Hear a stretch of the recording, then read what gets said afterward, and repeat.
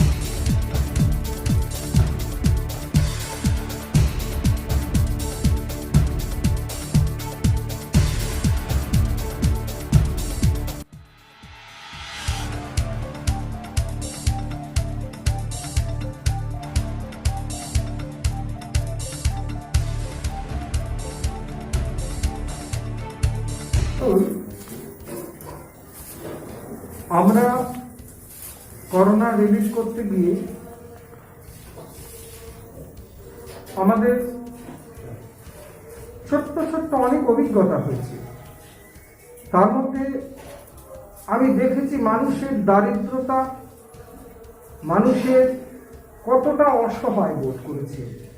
এক এক জায়গায় আমি করোনা দিতে গিয়ে দেখেছি, করোনা রিলিফ দিতে গিয়ে দেখেছি, মানুষ খালি বলছে আমাদের কিচ্ছু চাই না, এক মুঠ চাল দিন, একটু মুড়ি দিন, আমরা খেয়ে বাঁচব, এইরকম দেখেছি। অথচ আমি সমস্ত মানুষকে বলবো, অনেকে আমরা বড় বড় জায়গায় আমরা ডোনেশন করেছি, কিন্তু আমার মনে হয় প্রত্যেকটা মানুষের কাছে আমার নিবেদন যে আমরা যাদের ডোনেশন করেছি তারা সমাজের দায়বদ্ধ। সেই সব সংস্থা, তাদের উচিত তারা দেবে, তারা আমাদের থেকে কর নিচ্ছে, তারা আমাদের থেকে সমস্ত কিছু নিচ্ছে, তাদের তো একটা দায়বদ্ধ করবে। কিন্তু তাদের সেবা যখন আসবে, তারা যখন সেবাটা মানুষের কাছে পৌঁছাবে, সমস্ত এই প্রশাসনিক বা তাদের মনোনীত লোক দিয়ে দেবে, সেখানে বিভাজন তৈরি হবে। কিন্তু যারা সত্যিকারের সেবা করে সংস্থা আছে যারা, তাদের মাধ্যমে যদি আমরা সেবা করি, তারা কিন্তু এই বিচার করবে না, প্রত্যেকটা মানুষের কাছে যাবে। আমরা যদি সেই বিচারটা করে যদি আমরা সেবাটা করতে পারি, উপকার হবে। আর যারা এর বিনিময় বিভিন্ন সার্টিফিকেট আশা করছে, আমার মনে হয় তাদের সেবা ঠিক নয়। আমরা মানুষের কাজ করব, মানুষের পাশে দাঁড়াবো, এটাই আমাদের বড় কাজ, এটাই বড় সার্টিফিকেট। আর আগামী দিনে এটা আমার বিশ্বাস, নিশ্চয়ই করোনা আমাদের স্বস্তি দেবে। তবে কোনো রোগ যদি আবির্ভাব হয়, সেটা একদিনে ভ্যানিশ হবে এটা মনে হয় না।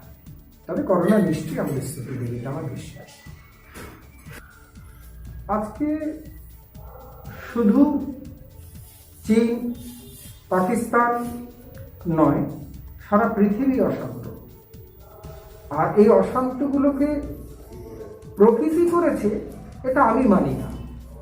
এই অশান্তর কারণে সে চক্রান্ত হোক আর মানুষের অচেতনতাই হোক, এটা মানুষেরই সৃষ্টি। আমরা মনে হয় আমরা সচেতন নয়, আমরা এখনো আমরা অনেক পিছনে পড়ে আছি, অর্ধশিক্ষিত জগতে আছি। আমাদের চেতনাটা আরো দরকার, তাহলে আমরা নিশ্চয়ই আরো সচেতন হতে পারবো। আর আরো সচেতন হলে আমরা এই অচেতনগুলোকে আমরা ছেদন করতে পারবো। অবশ্যই আমাদের কোর্টের, গভর্নমেন্টের, সরকারের যেসব রুল দিচ্ছেন, স্বাস্থ্যকর্মীরা যেসব রুল দিচ্ছেন, নিয়ম দিচ্ছেন, সেটা আমাদের মানা দরকার।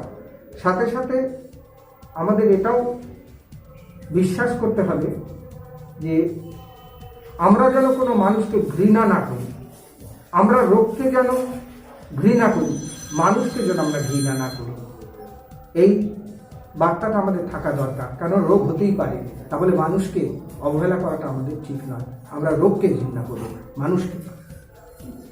আমার নাম ডক্টর শুভঙ্কর ধর। কোভিড আমাদেরকে অনেক কিছু শিখিয়ে গেছে। কোভিড আমাদেরকে কে বন্ধু কে শত্রু আমাদেরকে শিখিয়ে দিয়ে গেছে। এটা একটা গেল ব্যাপার। আর দ্বিতীয় হচ্ছে কোভিডের নিয়ে, কোভিড পরবর্তী যে এখন যে সিচুয়েশনটা চলছে ভ্যাকসিন এ নিয়ে, ভ্যাকসিন অনেকগুলো ভ্যাকসিন আন্ডার ট্রায়াল আছে, বেশ কিছু ভ্যাকসিন অনেকটা কাজ এগিয়ে গেছে, ভ্যাকসিন আসবে। কিন্তু ভ্যাকসিন এলে যে করোনা চলে যাবে বা ভ্যাকসিন নিলে যে করোনা আমার আর হবে না, এই কথাটা বলা যাবে না। কারণ টিউবারকুলোসিস আজ থেকে অনেক দিন ধরে রয়েছে, অনেক উন্নত ট্রিটমেন্ট আমাদের থাকা সত্ত্বেও সারা পৃথিবীতে আজকে সবথেকে বেশি মানুষ কিন্তু মারা যায় টিউবারকুলোসিসে। এত সুন্দর সিস্টেম থাকা সত্ত্বেও আমরা এইডসের পেশেন্ট পাই। তো করোনা চলে যাবে ভ্যাকসিন নিলে, এটা ঠিক না। হ্যাঁ, করোনার সাথে আমরা ফাইট করতে পারবো, এবং করোনার সাথে ফাইট করার একমাত্র উপায় হচ্ছে আমাদের হার্ড ইমিউনিটি। আমি আজকে ভিটামিন সি খেলাম, আজকে ভিটামিন খেলাম, কালকে আমার হার্ড ইমিউনিটি তৈরি হয়ে যাবে সেরকমও নয়। আবার আমি আজকে খেলাম না বলে আমার ইমিউনিটি কমে গেল, সেরকমও ব্যাপারটা নয়। একটা ইমিউনিটি তৈরি হতে গেলে বেশ অনেক দিন সময় লাগে। আমরা যে এখন যে স্বাস্থ্যবিধি যেগুলো রয়েছে, যেমন মাস্ক পরা, স্যানিটাইজার দিয়ে হাত ধোয়া, ফিজিক্যাল ডিস্টেন্সিং মেনটেন করা, এইগুলো আমরা যদি মেনটেন করে রাখতে পারি, আমার মনে হয় আমরা অনেকটাই নিজেদেরকে সুস্থ রাখতে পারবো।